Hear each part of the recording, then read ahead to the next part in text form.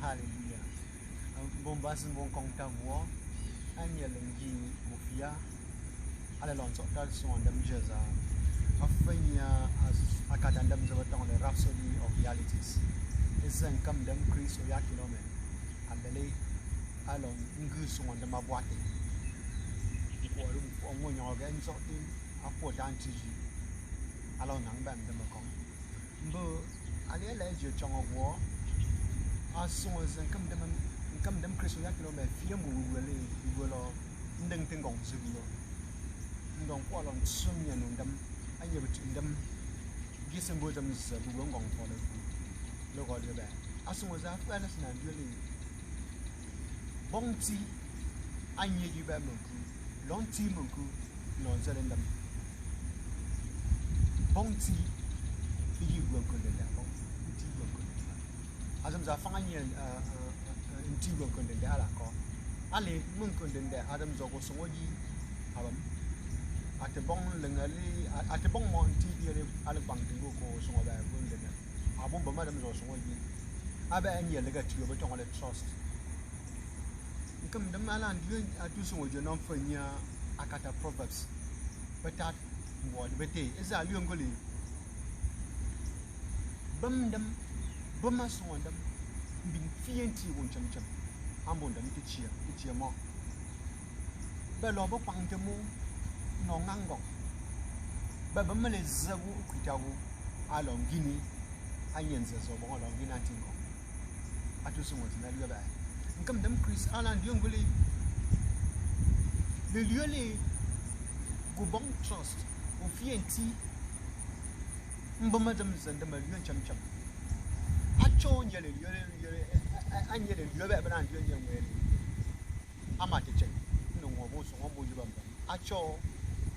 le lieu go bon ti anyeta koko yinde ma liyo le andel ene koko ya so wanda ma liyo asembo le ge ebu nko ba nka nan liyo ebu nko bon kan tu le ge ko mon ko le bon kan tu le ge zini ete ba mani yi ji abam le go la ta yi bo mani ji zeli obo le go liyo la kon bu ti ji ba nti go sabo ba go liyo non zeli ba go liyo nga jitan ba jitan nkam de mami na so wo bam gola abi nam nke da men cho anye wontiwo te ba bo ngwashu ene gi ngwashu obi ngo bo ndenga ngwashu ndin zile bong bo kwangte men ti kwangte biya nzile gu nzile li ngo bela ndi ba ngo ndata bono mo lo mo azre bong ti biya ka anye mon ko denda ate kan ti zile bong abun zile li ngo le ji bo mago adam zo ko li ngo ji abo ba nkama ndemana ndiyo ngoli anye kantu de zamzeni azam zamwo asina ntranti ni womu asina mbu ba ni jizele anti anye ngonze jizele legelu eli utandiyo no zonda atawa ba kana ndiyo ngwashu meja abi mu tengole abo liyo ba ga gini abo liyo ba ga ten ngu ntilo mbombiya asonga ndemana asonga bungole bugwa bang melege munku atego bugwa bang lege ngwashumbo atego ligele munku na fele ngwashumbo bo nkam ndemana ndiongole emo ba munku ndende lege munku o tre nwo anyetu ba tu ji atina fere mo la atu ndiombo je ngata jigo temese o kwabaji mbo nwo atali e ko zo ba tu je ka sento ba o bon zo den ndiombo ji o bon ngumbo ba ngata matale ni azele la ko ngobuko bo kwabaji nkam de mana ndiongoli ndemas na nkongoli wo e bon kantu ntizini nonzela songoza inegi e ko ngozo mboli akamas na tungolie mbo asongonde magu mabugo asongonde magu bugo kwale zele ngambele legendam le jugo ga dio noza ala tebo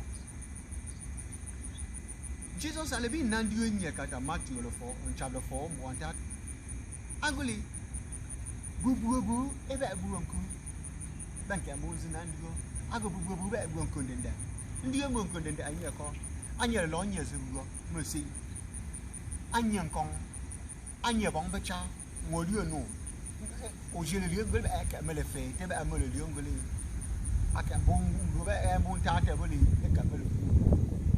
ta ba bon ta ze ka konti bo bu go ko ze ba no cha mo ba be le nye le ka tu le mfo ki fi ya ka de mana so ngo bu ba ko le ndema sina ngita bu ngo bu ba anya ka ta ma tu cha mo fo mo ta aga bu bon kan tu le ge bo asla ndo ndile bu e bon nti bu bon kan tu nti e bu ka chuti anya le ge re bu zelendam aba non je ba so mo je chu bu aga bu bon kan tu nti zini aga le a chine zina ma ku opo ali igina nyangong zende ma tungo mbin ngubu ti ji tungo ngong ngong te bon ti te na cham ti gule fe ni obo te bon chi na nyi ji yang gule chi asuma za ji diwa andan te bo ngo go to ko la ngang e go zam za tungo ngong ngong fu bo ngam de mana so bu ngule azam zandam asnan ta nyi bu aga le ebo mo obo mo azam bo ngang ma chi ndam yo se so so ndam nang go ti ndam ago lenjin de ma chi songo zambogo asongo gono le lo ba gono mbo mo aga songo go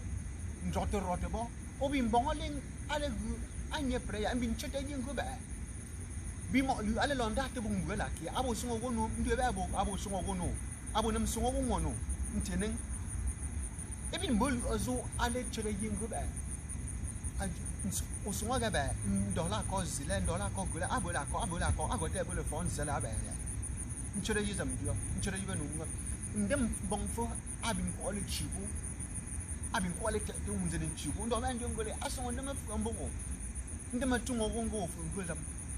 mbo alo ba ndio ngole goji bongo le bon chibu o bongo le 20 go ma nyeju le zengole lenjiji o gotam njela o tasen zeba fa lo gine mo binambuji challenging group o lo la ki o lo ba ta no mbo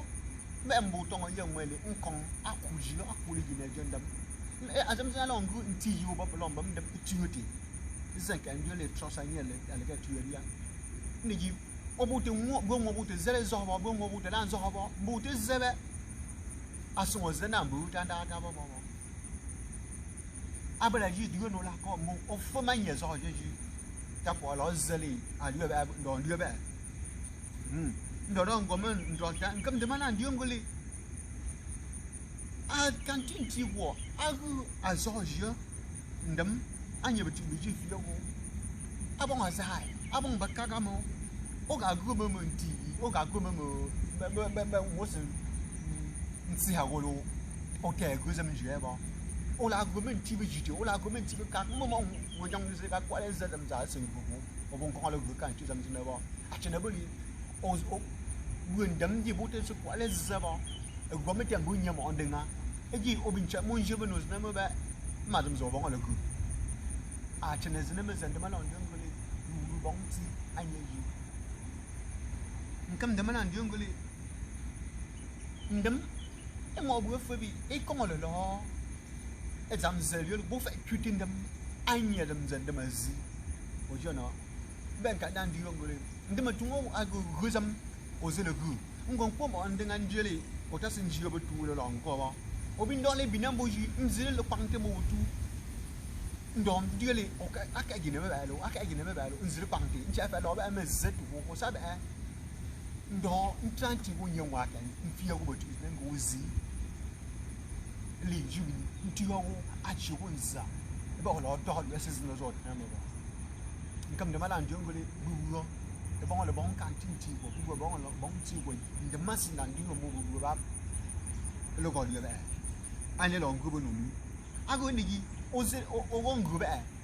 e zandam aze cho ze yin mo yi o bon oze anyen ze ze beton le anyen le ga tu beton le wisdom o bon e zandam oze o ko le jibo no ba ndam bono mi e fu tungo zogo ndama chiwo nzelo ngume ba no nto apang ta fu asungo wo pang te za amaza ndigi alon dem fo ki no ko ale so ngombo ndole lo nchi ko bono bo jona agu ta koko yi otene mo nda fa ngbo ba agoroti mbong mbu tumbu ba ndama ka na hale afimbu mbolo londroti ali ala je bugo ifia après ya zibugo mandio golio mali eke go gele fo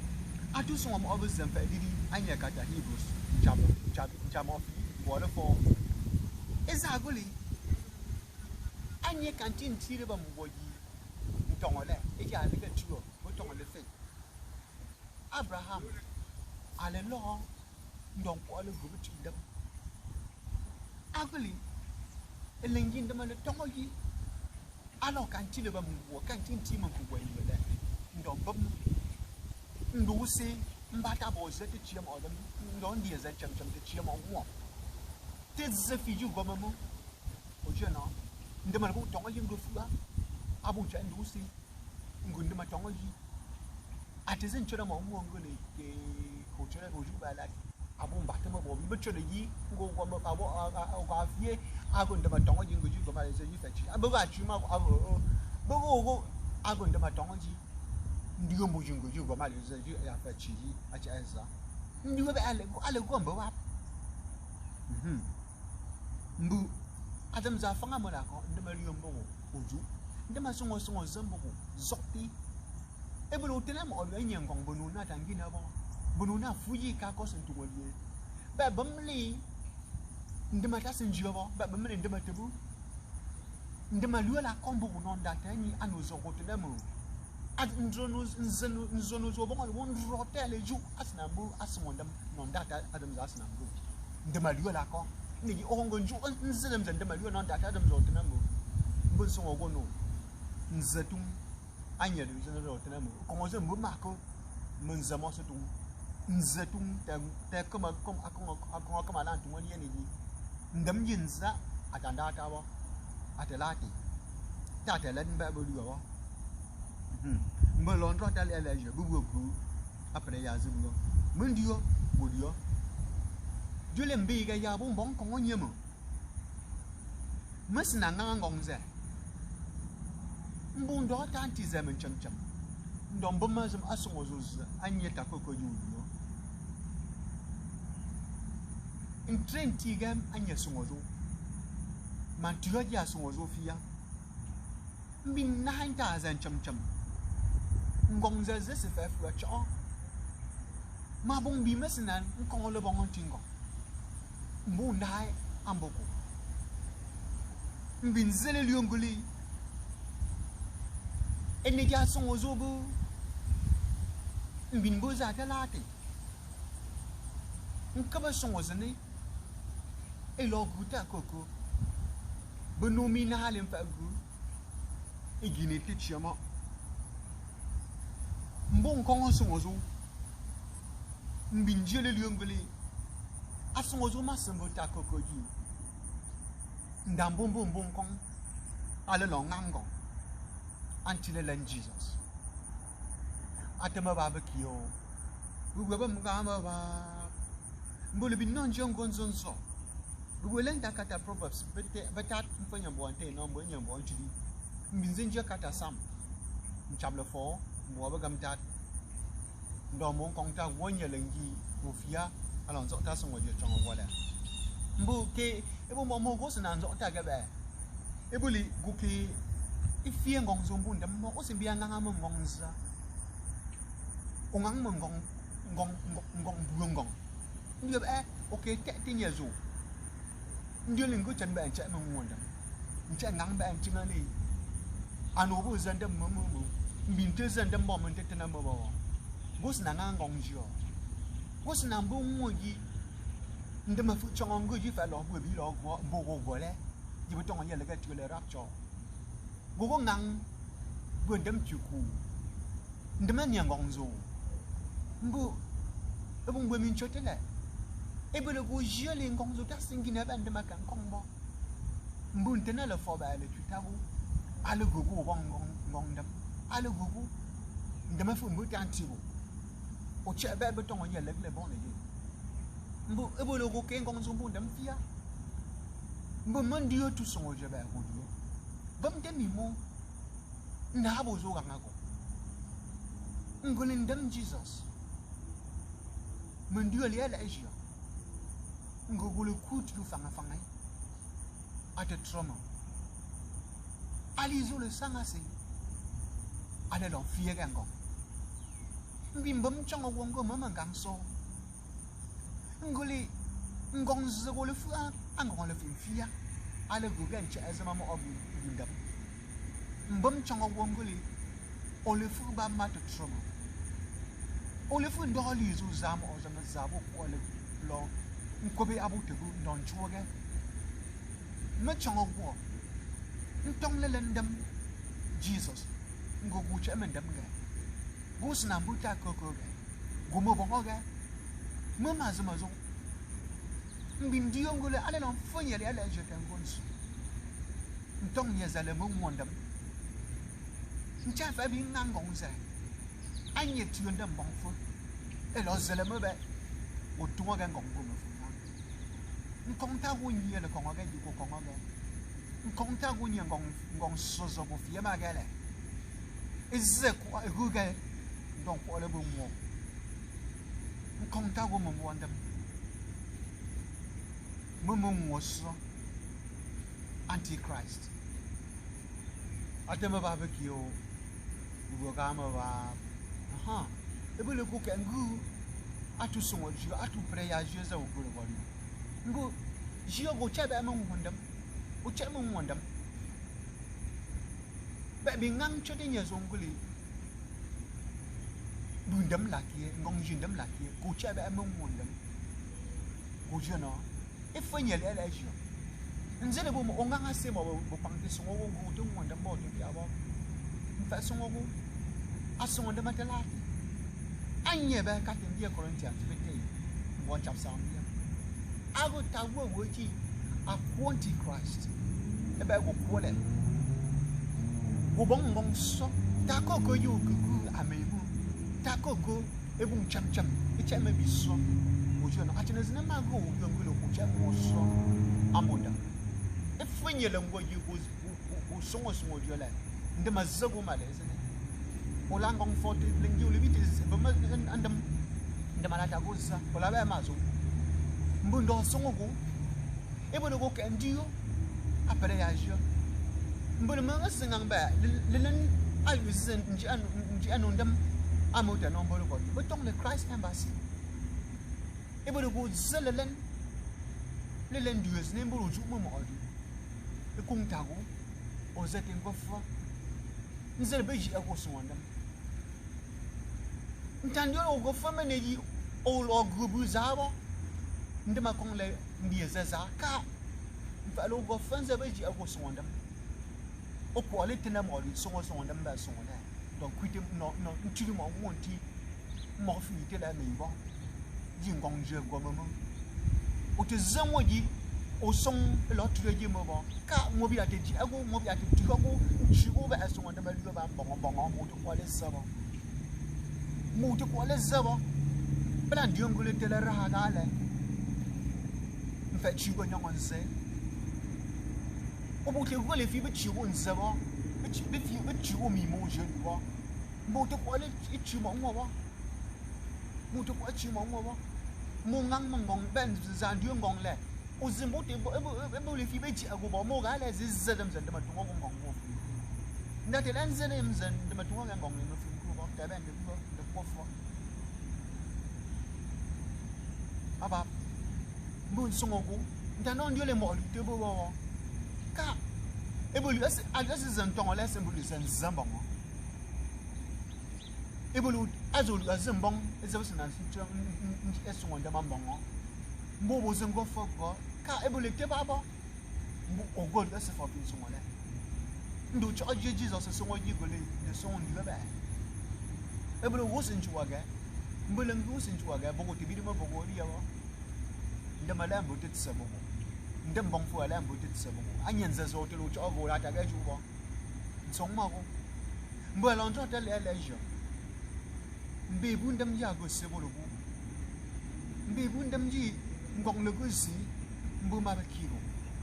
go mo zi ngong ta ko go mo ze fi ngong fa ko te me mbe bu ndem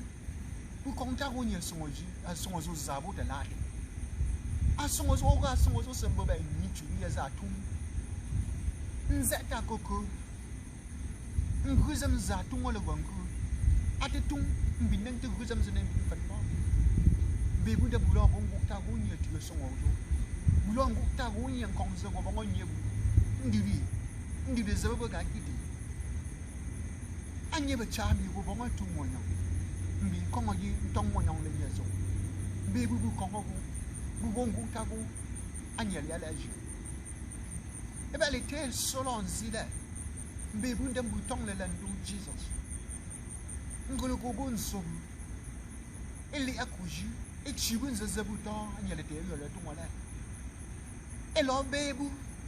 anye ba no te bong mi beta anye so senti ngong o bebu li aso so senti yo ta wo yi akonye go go be yi yo go kapta yi bu lo mo go ta go mo no fie go bo konti anye nti go yu bo anye wonyo mbingu wonyo ngo ba go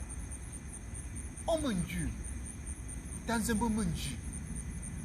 bo ku sene lo bo ko bo no sia mo wonyo ngo ga kwa le yi de ba mbebu ndam bu shi go mbingu ye nya langcham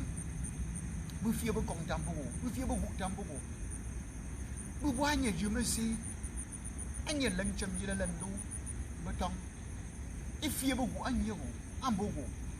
ine yugo sna bo fo ma bo fo ine yugo sna bo moyi olio no mo te chap o sna bo moyi obi da te luo mo mo ja luo te fu no te bo bu do mo no kong ta go nga kuri gineji ta koko jibu na habo juno fatu agini eni jitu ndem bong fo nyebu na bulongu ta go ne jibu zeli o suma bungule e bulu gontinye mo go yonye du fam cheta koko yantino ndo songo bulu yongule ten eni jibu koma itiyo wo le fo go mo le fo ta koko jibu na habo juno abo zo na mata cha asongo zebu songo chugo mo songa bu konta go ba go lo ma bu chezo mbin fiebu anyezo ngongzo le bu lo ngan tin gong fo tel ba le so fu lo bu lo go ma le anyezo so ko mbi bu Jesus bu fiebu bo konti bu fiebu bo bu mbi bu ndem fo yi go sina bo kwitebu go sina bo mo ju fiebu tiyo go sina bo ngongji go sina bo zebu bu konta go mbingula nye chiwo bulombeta koko betadu ubeta betadu achana ndieji achana ndiewo bongshuo ngola songo zuzu ya bon kaji mo wo boga ko le bro aku ingo tantiwo ngoga buchi azama mo mago mbingangong zago kom mbu fie be sentelu bi fie prayer ji until le Jesus ngombo andam juwo chua bu bong bong do mong kong ta wo anya len ko ji bu ye long zo da song dam ji le yo ko nga bong ke chen ga kong wo